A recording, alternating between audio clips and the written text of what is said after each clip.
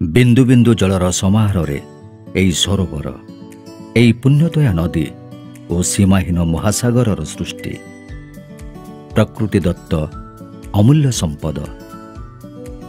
टोपाए जल बिना जीवजगत असंभव। सेथिपई एसबु जल उत्सर उपयोग उपरे विश्वव्यापी गुरुत्व दि जाइछि।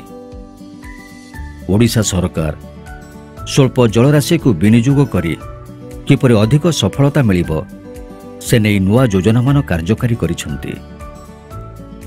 नूतन और उन्नत ज्ञानकौशल प्रयोग रे सीमित स्थान रे सघन माछ और चिंगुड़ी चाष को प्रोत्साहन दि जाइछि। एथिजोगु मत्स्य उत्पादन क्षेत्र रे राज्य स्वावलंबी हेबा सह माछ चाषी मुहरे हस फुटी उठिछि। सेमाने आर्थिक दृष्टि स्वच्छल हो पारिछन्ति। माछ चाषर से वैप्लविक ज्ञानकौशल हेउछि बायोफ्लक बा जैव पुंज पद्धति। आत्मनिर्भरशील हेबा पई आग्रही शिक्षित युवक युवती को सुजोग देवा निमंते ओडिशा सरकार आरंभ करिसेंति अभिनव बायोफ्लक ज्ञानकौशल द्वारा उन्नत प्रणाली रे माछ और चिंगुड़ी चाष प्रोत्साहन योजना। सरकार प्रोत्साहन जो बहुत किसी युवपीढ़ी जोटा शिक्षित युवपीढ़ी बेकारी वंचित हो पारे माने अधिक लोक आत्मनिर्भरशील हो पारे। कम जगह कम समय कम खर्च और कम जल व्यवहार करी अधिक माछ उत्पादन निमंते एही ज्ञानकौशल बेस उपयोगी। कम खाद्य उपयोग रे भी अधिक माछ उत्पादन संभव हुए। एथिपई बड़ पोखरीर आवश्यकता पड़े नहीं।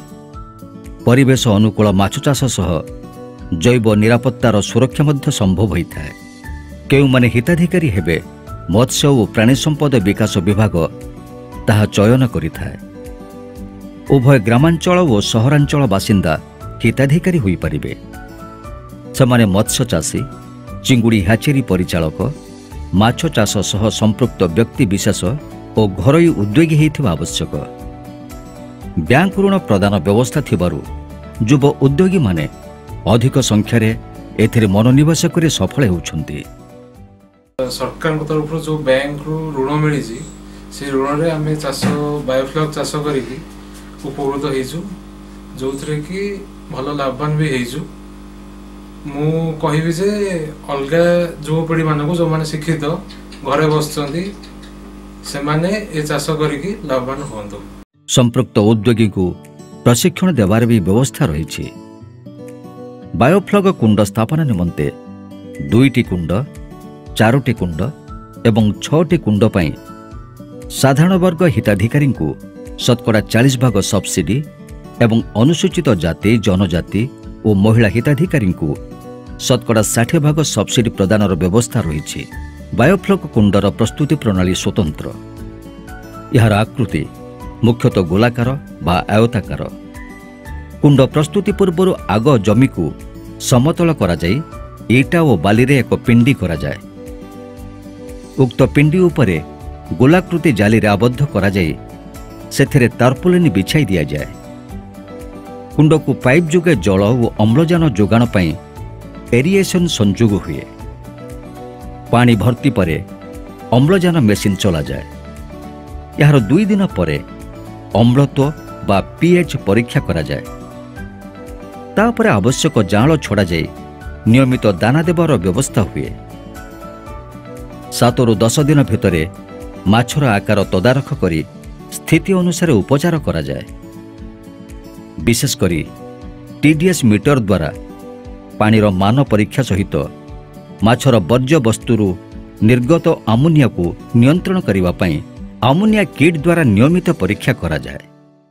माछर खाद्य पाई वैषयिक ज्ञानकौशल युक्त बायोफ्लक बा जैव पुंज प्रस्तुत हुए।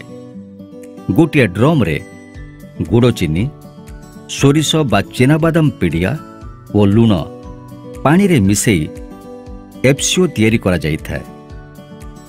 स्वल्प जल विनिमय और निरवच्छिन्न वायु संचालन जोगु बायोफ्लक पद्धति रे अधिक माछ उत्पादन संभव होता है। बायोफ्लक माछ चाष पद्धति उभय सहरांचल और तार पार्श्ववर्ती अंचल निमंते उपयुक्त। यह जेकोसी उच्च स्थान ଘର ଛାତ ଉପରେ ଓ ଘର ପଛ ପାଖରେ ଖୋଲା ଜାଗାରେ ସ୍ଥାପନା କରାଯାଇପାରିବ। 12,500 ଲିଟର ଜଳଧାରଣ କ୍ଷମତା ବିଶିଷ୍ଟ ଛୋଟ କୁଣ୍ଡ ପ୍ରସ୍ତୁତ କରାଯାଇ ମାଛ ଚାଷ କରାଯାଉଛି। କୁଣ୍ଡରେ ମୁଖ୍ୟତଃ ମାଗୁର, ସିଙ୍ଗି, କଉ, ଜଳଙ୍ଗ, ଟିଲାପିଆ, ରୁହି ଓ ଭାକୁର ଇତ୍ୟାଦି ମାଛ ଚାଷ କରାଯାଉଛି।